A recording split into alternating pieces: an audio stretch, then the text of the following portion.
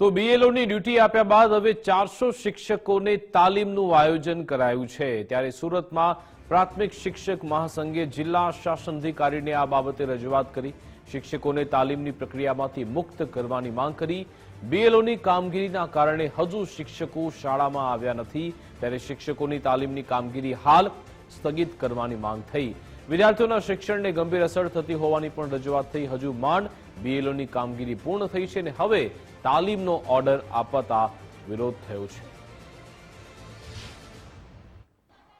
બીએલઓની કામગીરીમાં જોડાયેલા નગર પ્રાથમિક શિક્ષણ સમિતિના અંદાજિત 350 થી 400 જેટલા શિક્ષકો હજી તો બીએલઓની કામગીરીમાંથી મુક્ત નથી થયા। ત્યાં વધુ એક ઓર્ડર છે તે કરવામાં આવ્યો છે।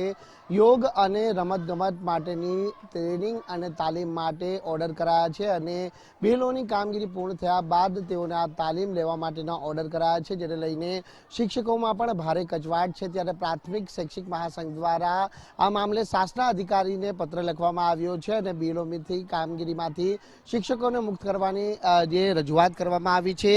પ્રાથમિક શૈક્ષિક મહાસંઘના જે હોદ્દેદારો છે આપણી જોડે ઉપસ્થિત છે, સીધી વાત કરીશું તેમના જોડે। આપનું નામ? મહેશભાઈ પટેલ, અધ્યક્ષ પ્રાથમિક શૈક્ષિક મહાસંઘ। મહેશભાઈ, શું કહેશો, કઈ રીતની કામગીરીના ઓર્ડર હવે કરવામાં આવ્યા છે અને બીએલઓની કામગીરીમાં હજી કેટલા શિક્ષકો જોડાયેલા છે? જી, બીએલઓની કામગીરી, એસઆઈઆરની કામગીરી જે ચાલુ હતી એ અત્યારે હાલ ચાલુ જ છે। એ કામગીરીમાં પૂર્ણતાનો તબક્કો હજી સુધી આવ્યો નથી। સમગ્ર પ્રક્રિયા તો ફેબ્રુઆરી માસમાં પૂર્ણ થનાર છે, પરંતુ જે તબક્કા વાઇઝ કામગીરી ચાલી રહી છે એમાં અત્યારે હાલ કામગીરી જ્યાં સુધી મતદાર યાદી પ્રસિદ્ધ ન થાય ત્યાં સુધી અત્યારે હોલ્ડ પર હોય અને જે સામાન્ય કામગીરી થતી હોય એનું રજિસ્ટર નિભાવવાનું, એની નોટિસો બજાવણી, એ કામગીરી અત્યારે હાલ ચાલુ છે। એટલે એ જ કામગીરી ચાલે છે, એટલે શિક્ષક એ જ કામગીરીમાં રોકાયેલો છે, હજી શાળા સુધી વર્ગખંડ સુધી પહોંચ્યો નથી। ત્યાં અમને તકલીફ એક જ વાતની છે કે એ શિક્ષકોની ઘટ વચ્ચે હવે તાલીમનો દોર શરૂ થયો અને હમણાં જ જે તાલીમનો પત્ર થયો છે 2 દિવસ પહેલાં અને જે ગઈકાલથી તાલીમ શરૂ થઈ છે એમાં આ ઘટ વચ્ચે લગભગ 350 થી 400, 450 શિક્ષકો તાલીમમાં રોકાશે, તો એટલા શિક્ષકો પાછા વર્ગખંડની બહાર જતા રહેશે, એટલે કે એટલા વર્ગો ખાલી પડશે। અમને એક જ વસ્તુની ચિંતા છે કે આટલી ઘટ વચ્ચે એસઆઈઆરની કામગીરીમાં આટલા બધા મહેકમ મોટા સમૂહમાં અમારા શિક્ષકોને લીધા છે કામગીરીમાં, રાષ્ટ્રીય કામગીરી છે એવું નામ નહીં એવું નેજું લગાવી અને શિક્ષકોને જોતરવામાં આવે છે અને સાથે સાથે તાલીમોના દોર શરૂ થાય એટલે બાળકોની સાથે શિક્ષકને તો રહેવા દેવામાં જ નથી આવતા। તો અમારી તંત્રને આ બાબતની વિનંતી છે, ડાયટને પણ અમે પ્રાચાર્યને પણ આ બાબતે ધ્યાન કેન્દ્રિત કર્યું છે, શાસનાધિકારીશ્રીનું પણ ધ્યાન કેન્દ્રિત કર્યું છે કે જ્યાં સુધી એસઆઈઆરની કામગીરીમાં રોકાયેલા શિક્ષકો પરત શાળામાં ન આવે ત્યાં સુધી અન્ય કોઈ પણ કામગીરી માટે શિક્ષકને વર્ગખંડની બહાર ન લઈ જવા, બાળકોથી છૂટા ન પાડવા એવી અમારી ખાસ વિનંતી છે। કેટલા ટકા શિક્ષકો હાલ શાળા બહાર હશે અને બાળકોના શિક્ષણ પર કઈ રીતની માઠી અસર? હવે જે કુલ શિક્ષકો છે, બીએલઓ જે કુલ આપણા છે એનામાં 70 થી 80% ફક્ત શિક્ષકોને જ બીએલઓના આદેશ થયા છે અને એના પછી બીએલઓની કામગીરી થોડીક જટિલ થઈ અને એમને મદદની જરૂર પડી તો એમને તમામ પ્રકારના સહાયકો જે આપવામાં આવ્યા એમાં બી મોટાભાગના શિક્ષકો છે।